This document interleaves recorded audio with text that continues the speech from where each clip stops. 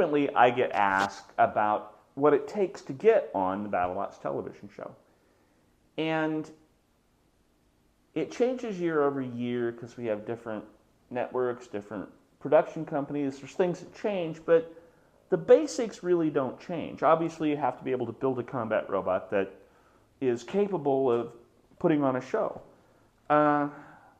And that part's fairly easy to gauge, somebody's experience in building combat machines. But one of the key things that most people don't take into account is you need to convince more than BattleBots that you're what they want on the show.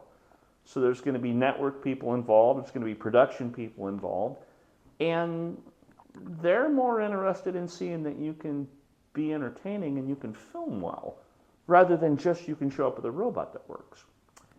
And one of the ways that they historically have done this is they want you to film something. And so you can send in and they can see what that particular team and or people are about so that they have an idea of how they're going to act and behave on camera. Because this is a technical competition, but it's also a TV show. And so you have to be able to be engaging and entertaining. So when BattleBots came back in 2015, obviously the robot combat community knows who I am. BattleBots knows who I am. But the network and the production company at the time had no clue who any of these people were. And so even I had to prove that I was worthy of being on the show. And their routine at this time was they had a series of 5 questions they wanted you to answer on camera so that they could gauge how well you would film. Well, interestingly, I found that video that I'd submitted back in 2015. So going through some old files on my computer, I found this, and I thought it might just be entertaining for everybody to see. And as a bonus, you get to see me with a beard. So check it out. Hello, my name is Ray Billings, and I'm from Placerville, California. My entrant into this BattleBot tournament is named Tombstone.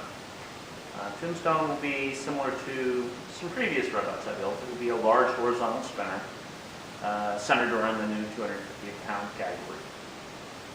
So I'm supposed to answer 5 questions. So this will be the best I can do with that with what I got here. So, what makes my robot badass? Well, how about this?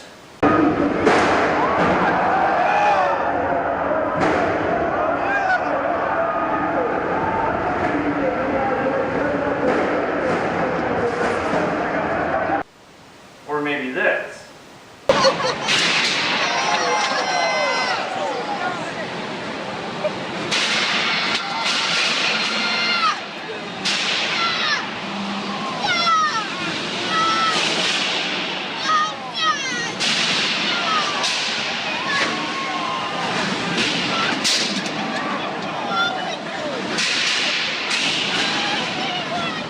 Or even this. Holding up to the still flying, and now the wedge bent up. The wedge is now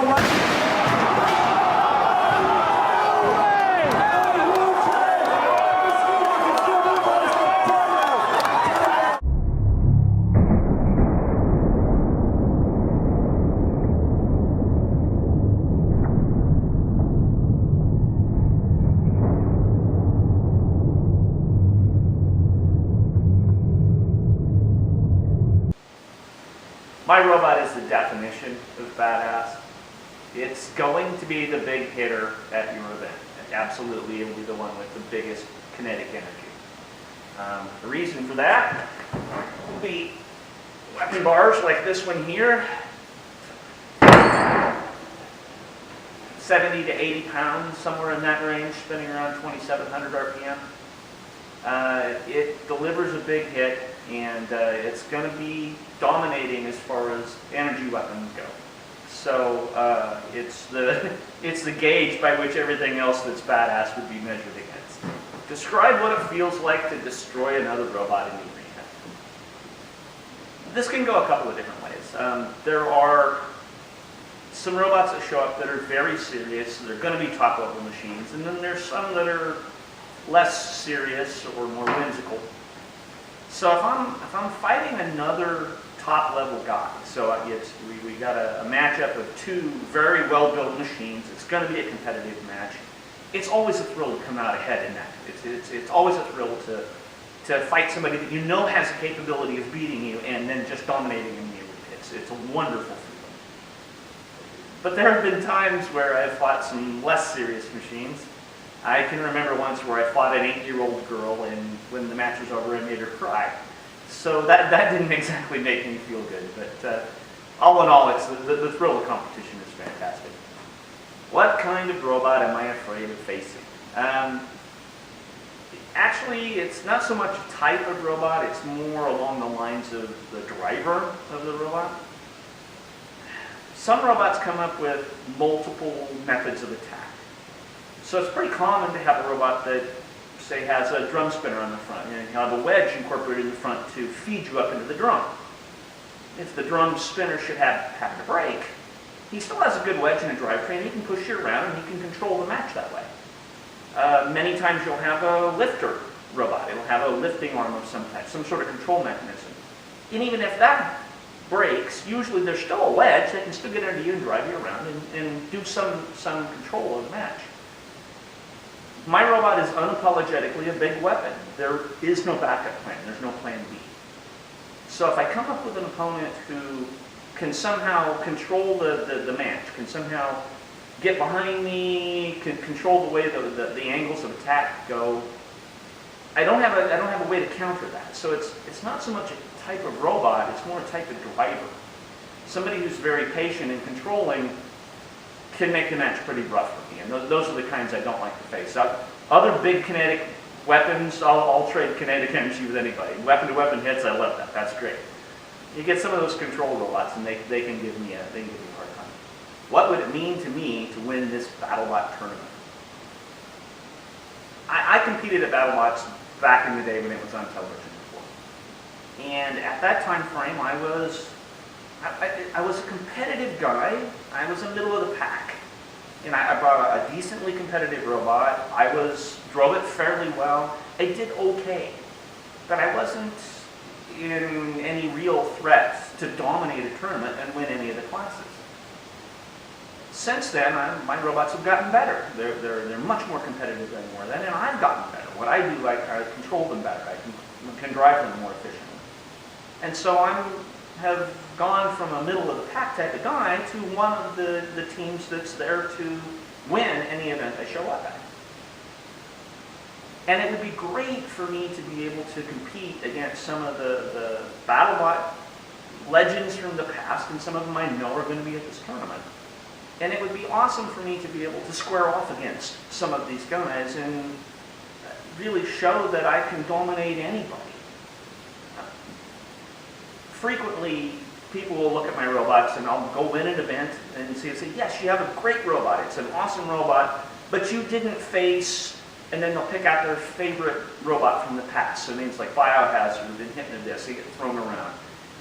And I can't drag them out of retirement to make them fight again, but it would be some measure of vindication to me to go into a tournament, a big tournament like BattleBots, where you get everybody that's anybody showing up, and be able to go in there and still dominate and win some matches. It would be great for me to go on and win this event. I'm really hoping that happens. What about my robot represents my personality? Years back, I had a friend of mine that was looking at one of my designed robots, and he said, I really like that. It's simple and it's brutal. And I kind of have to agree. I mean, it's designed around one purpose. That's to go in there and do its job of disassembling the other robot. And it does suit my personality. I mean, outside the arena, I'm a really nice guy. You want to borrow my tools? Great. You need help fixing your robot? I'll jump right in. You want to borrow some parts? I'll help you any way I can. But when the arena doors close and we get inside, then I'm going to do everything I can to tear apart the other guy. And the robot is designed around my style. It drives exactly the way I want it. It does what I'm after. Its sole purpose is to destroy the other guy. And so, yeah, it does represent my personality. It's focused. It's got one goal, and so do I when the arena doors close. That's to win. Okay, so there's my 5 questions you wanted answered. Really looking forward to this. I can't wait to help get this back on the air. Just put on some exciting matches. It's going to be a lot of fun, and I want to do my part to help out my sport. This is something that I've really focused a big hunk of my life to over the last 15 years. And I'd really like to see it be a success again. And so I'm ready to be there and do my part. Obviously, from film quality, I've never had what you called the best cell phone anyway. Back then, pretty grainy and ugly, but at least did work for what I needed. And lucky for me, they found me worthy, and I was able to be part of the show. I just thought it was hilarious and funny when I looked at it. For whatever reason, I thought you guys might find it interesting too. And it does kind of highlight some of the things you have to do to get on the show. It's not enough to build a great robot. You do have to find some way to be engaging on camera, and it's a very important part of the process. So keep that in mind if you're going to do any submissions to try to get on the show. You got to find some way to stand out from the crowd and make sure that you can be something that they want to film. Hope you're liking what we're doing on the channel. Obviously, we got some more stuff coming down the road. Got some plans for this year. This year's going to be fun. We've got some good stuff coming, so stay tuned.